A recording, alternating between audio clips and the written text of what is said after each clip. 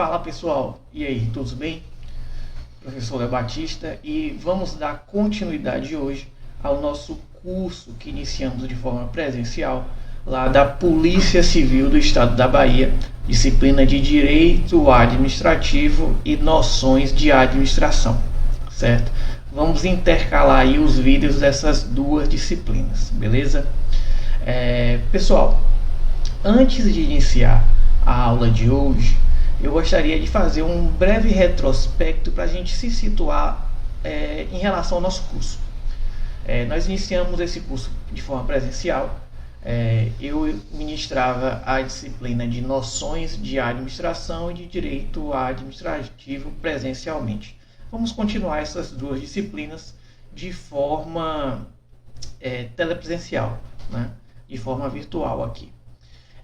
Só para recapitular, nós conseguimos encerrar a disciplina de Noções de Igualdade Racial e de Gênero ainda presencialmente e conseguimos caminhar em Noções de Administração e Direito Administrativo naquela parte que a disciplina era em comum, porque, como eu havia dito desde o primeiro dia de aula, são duas disciplinas que, embora constem no nosso edital de forma separada, uma na parte básica e outra na parte específica, são disciplinas que colidem em muitos pontos.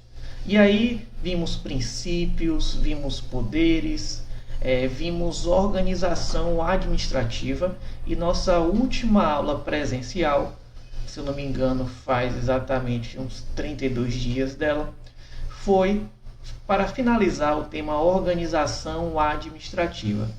Vimos autarquias, fundações, empresas públicas e sociedades de economia mista, certo? Então vamos continuar. Teremos aí umas duas aulas e meias para tratar de atos administrativos, e aí logo em seguida vamos começar o tema de licitações, serviços públicos, responsabilidade civil do Estado. E na disciplina de Noções de Administração, vamos iniciar a parte relativa a direito financeiro, atividade financeira do Estado, receita pública e despesa. Tá, beleza? Muito bem, sem mais delongas, tá aí o nosso tema de hoje. O tema é atos administrativos. Normalmente, quando eu inicio o tema de atos, os alunos falam: poxa, Léo, eu odeio atos administrativos, porque atos administrativos é muita decoreba. Isso aí foi uma coisa que inseriram na sua mente. Quem inseriu? A apostila mal escrita daquela empresa X, daquela empresa Y, aquela aula do cursinho online sem didática, do cursinho X, do cursinho Y.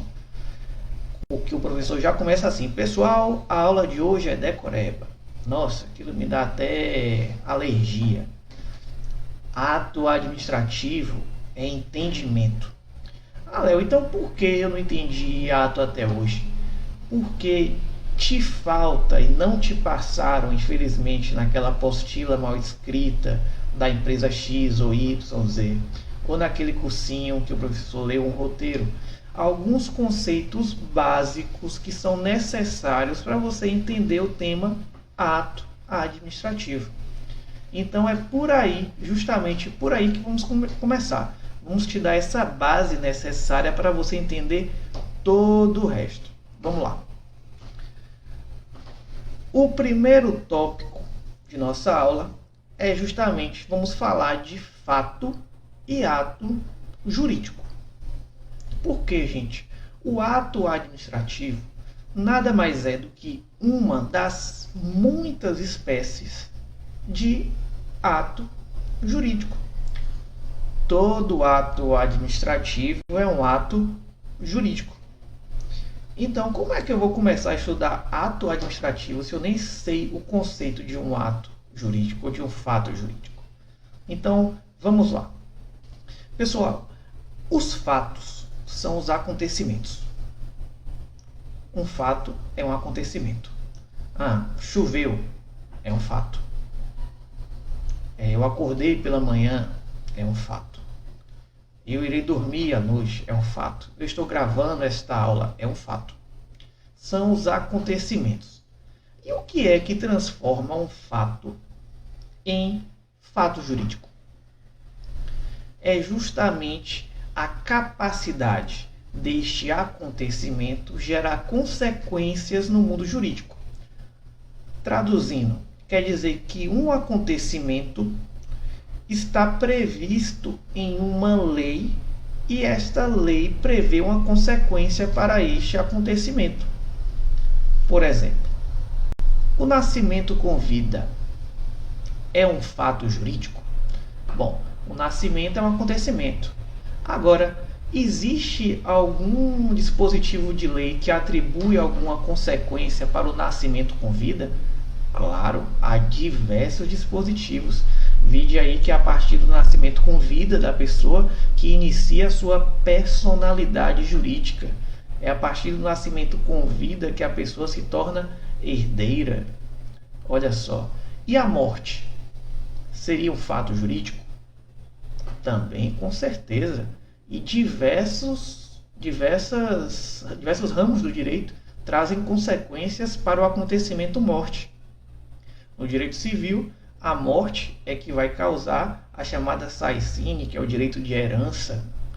No direito previdenciário, se o sujeito for um segurado, é o evento morte, o acontecimento morte, que vai gerar para os seus dependentes o direito à pensão por morte.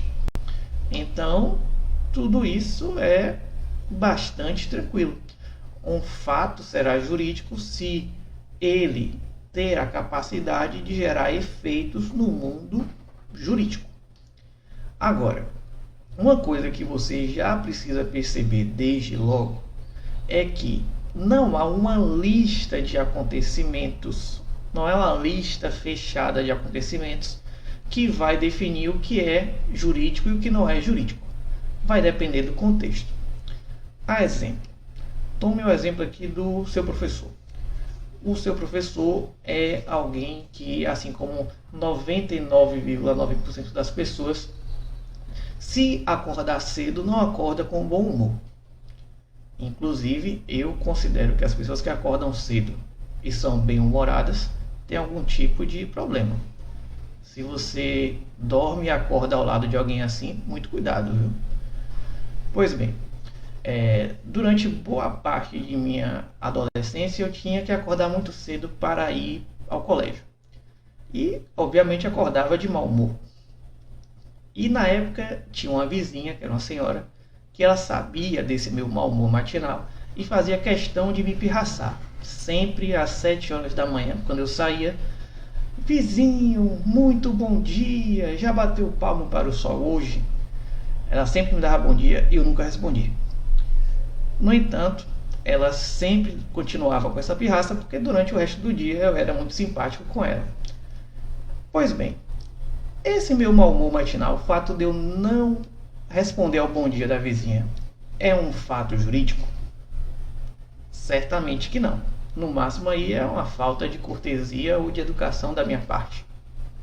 Agora, imagine o mesmo fato, só que eu sou um praça, estou no quartel e o comandante passa por mim, me dá bom dia e eu não respondo. Vai ser um fato jurídico? Com certeza vai ser um fato jurídico. Então, olha só, o que eu quero que você grave é que o que classifica um fato jurídico não é da onde ele vem, mas para onde ele vai, certo? Então tem que se analisar o contexto para se definir se um fato é jurídico ou não. Então podemos conceituar, olha só, deixa eu pegar aqui a caneta. Poderemos definir que um fato é jurídico, temos aqui fato jurídico, como qualquer acontecimento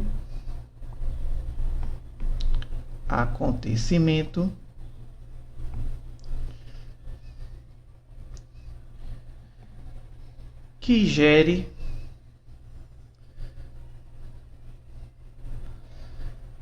consequências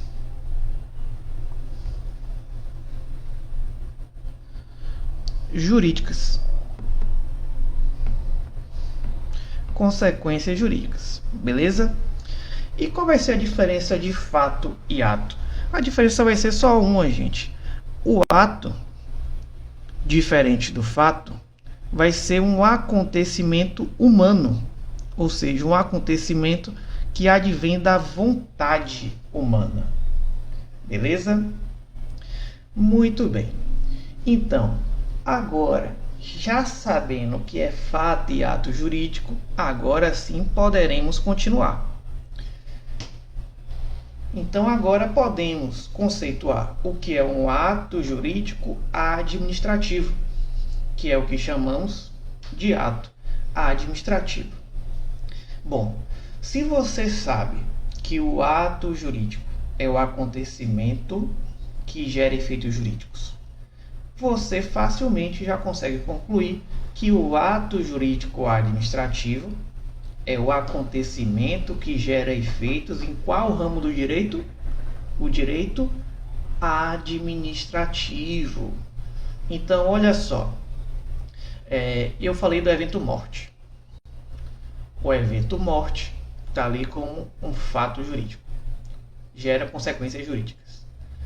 Eu falei que é a partir da morte que se inicia a herança. Olha só que direito foi? Direito civil.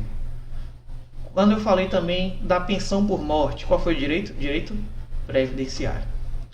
A morte pode ser um ato jurídico administrativo? Depende. Porque se o sujeito que morreu for um servidor, uma das formas de vacância, ou seja, de deixar o cargo vago, é a morte do servidor. Então, a morte de um servidor público também entra aí como uma espécie de fato jurídico administrativo. Beleza?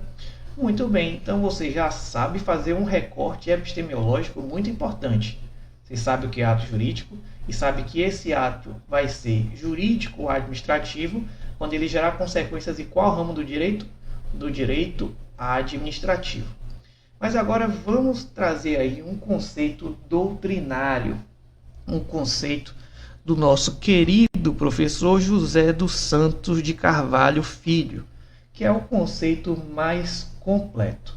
Pessoal, esse conceito dá para você dividir em 5 partes. E eu gosto de trazer ele separado para ficar bem elucidativo, bem explicativo. Vamos lá. Primeira parte do conceito. O ato administrativo, olha só, é uma manifestação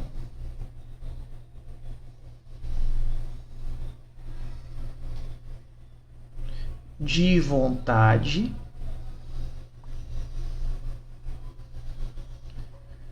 do Estado. Primeira parte do conceito.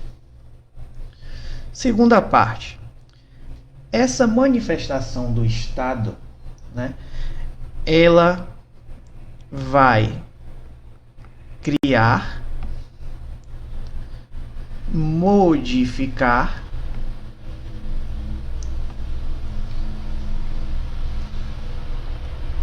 ou extinguir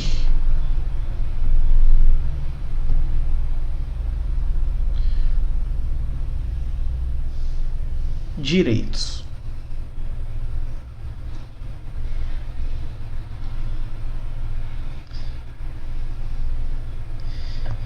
E ela vai fazer isso, vai criar, modificar ou extinguir direitos com o objetivo de concretizar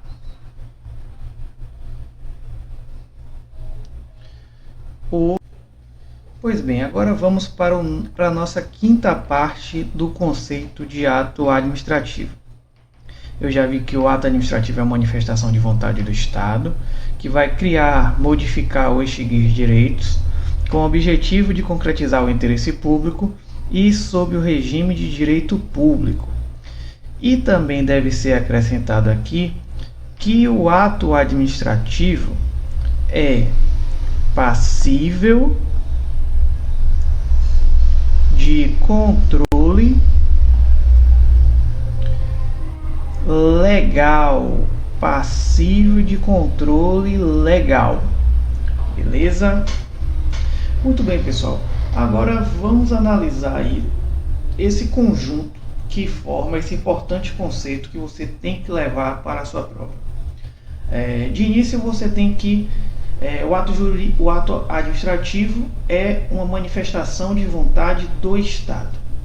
Mas sempre se leve-se em consideração que o Estado aqui está sendo conferido de uma forma ampla.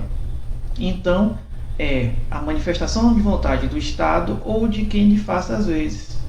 Porque eu tenho aí alguns particulares que irão prestar serviço público e não integram a administração pública. Como vimos na nossa última aula presencial, temos aí a importante figura das concessionárias e permissionárias de serviço público, que prestam serviço público mediante concessão e permissão. Não integram a estrutura do Estado, mas prestam serviço público.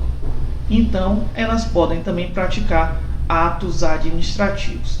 Segunda parte do conceito, o ato vai causar algum efeito jurídico, Vai criar, modificar ou extinguir direitos. Então, você tome aí uma manifestação do Estado que vai criar direitos. Por exemplo, a nomeação de um ministro pelo presidente da República.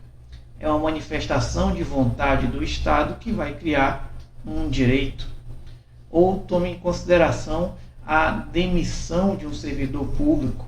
Vai ser uma manifestação de vontade do Estado que vai extinguir o direito. Certo? Próxima parte do conceito. Qual é o objetivo? Qual é a finalidade dessa manifestação do Estado?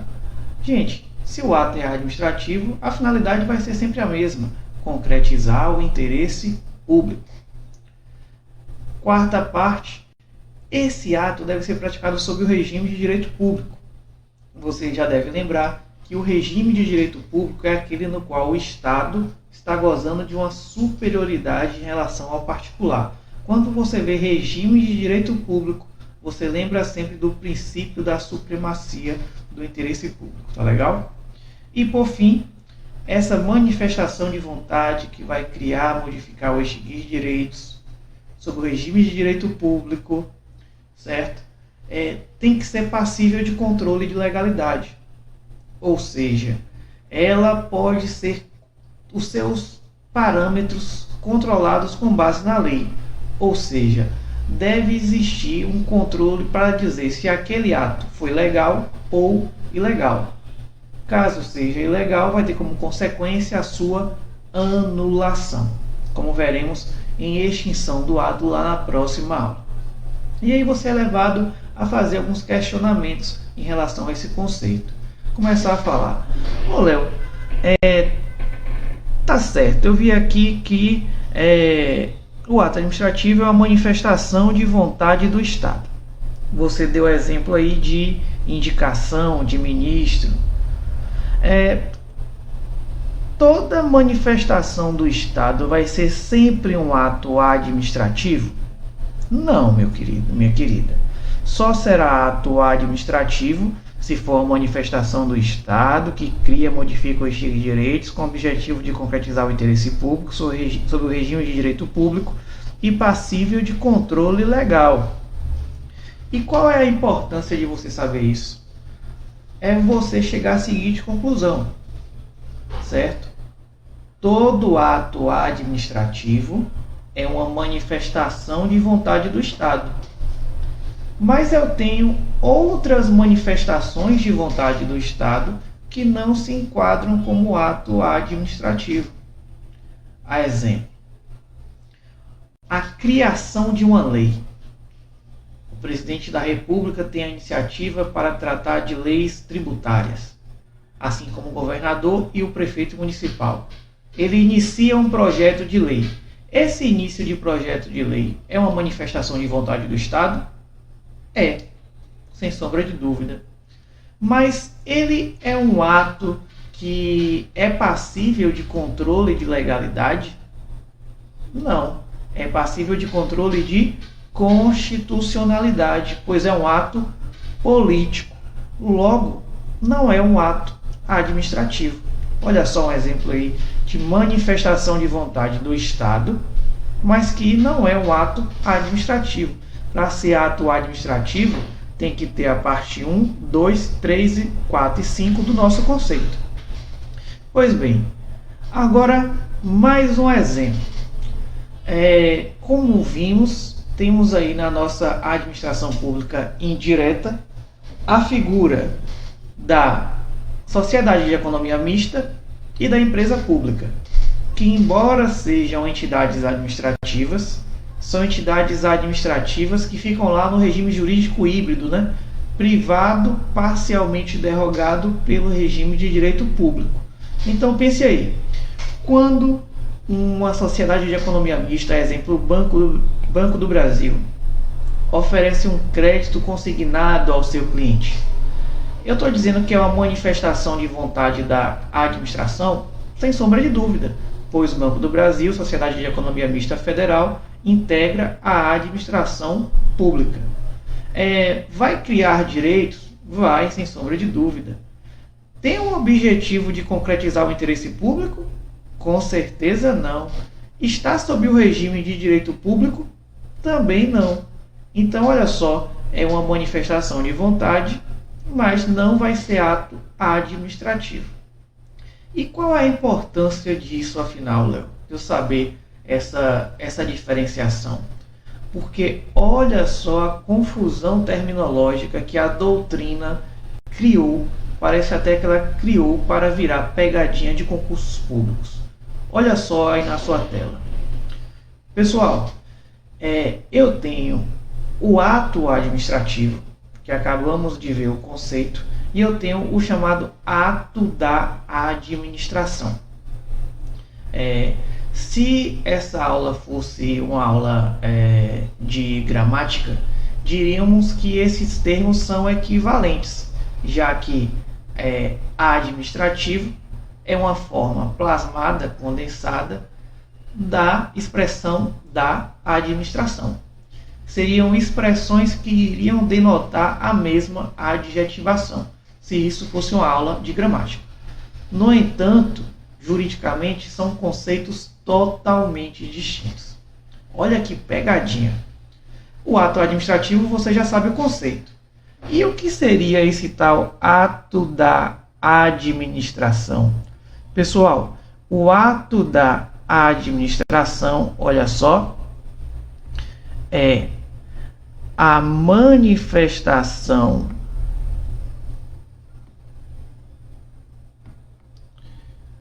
de vontade do Estado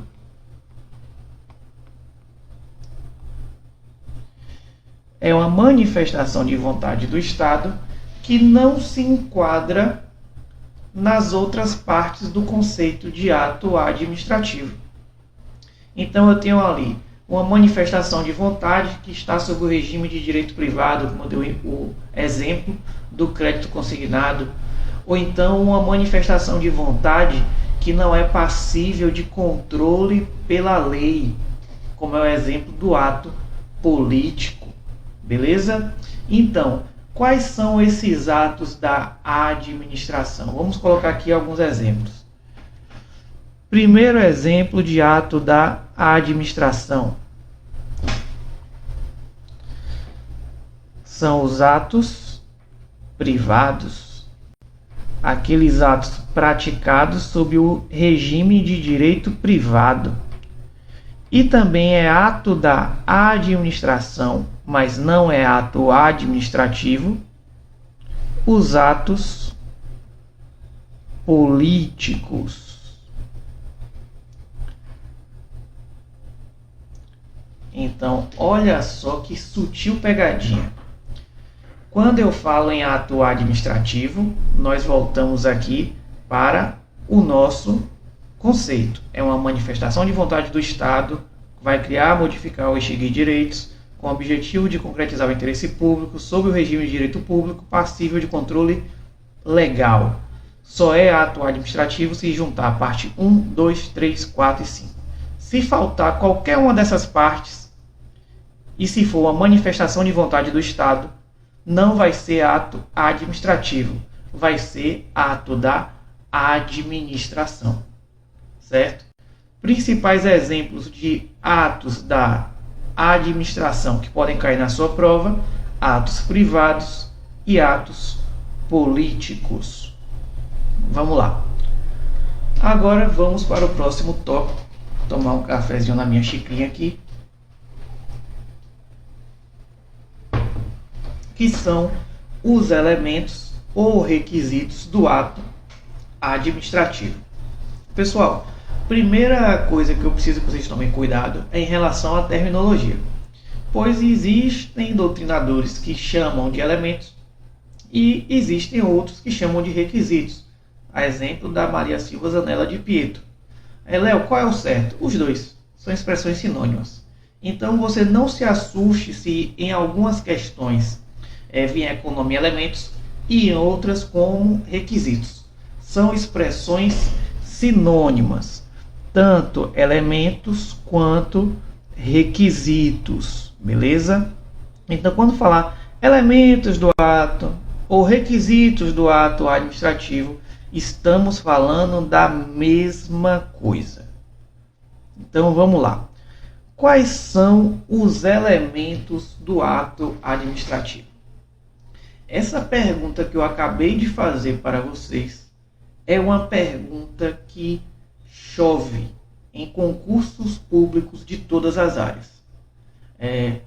Pelo menos, se você colocar aí uma pesquisa básica em sites de questões, colocar ali elementos ou requisitos do ato, eu te garanto que de 10 questões, pelo menos 4 delas, a pergunta é simples. Candidato, assinale abaixo a alternativa que traz requisitos ou elementos do ato administrativo. Pessoal, os elementos ou requisitos são 5, apenas 5. Eu tenho a competência, a finalidade, a forma, o motivo e o objeto. E existem muitas questões, como eu falei, pelo menos metade das questões de concurso acerca desse tema cobram a mesma coisa, que é justamente o conhecimento do candidato acerca desses elementos apenas. E aqui temos um macete mnemônico para você gravar isso com bastante tranquilidade. Você grava assim, ó: são elementos ou requisitos do ato o COFIFOMOB. COFIFOMOB. Temos aí CO de competência, FI de finalidade, FO de forma, MO de motivo e o OB de objeto. Então, ó, elementos ou requisitos do ato COFIFOMOB. COFIFOMOB. Pronto. Você já consegue responder pelo menos 50% das questões de concurso sobre elementos ou requisitos do ato com esse simples macete. Certo, Léo? Então isso aí, pelo menos metade das questões de elementos ou requisitos do ato eu já consigo responder, não é? Isso mesmo, já consegue. E os outros 50%, Léo, do que se trata? Nos outros 50%, o examinador vai fazer o quê? Ele vai trazer: candidato, o que é competência? Quais são os vícios desse elemento? O que é finalidade? Quais são os vícios de finalidade? Forma e seus vícios, motivo e objeto. Certo? E é isso que iremos ver na aula de hoje. Certo? Vamos encerrar aqui o nosso primeiro bloco. E no segundo bloco vamos pegar já o conceito e os vícios possíveis do elemento competência.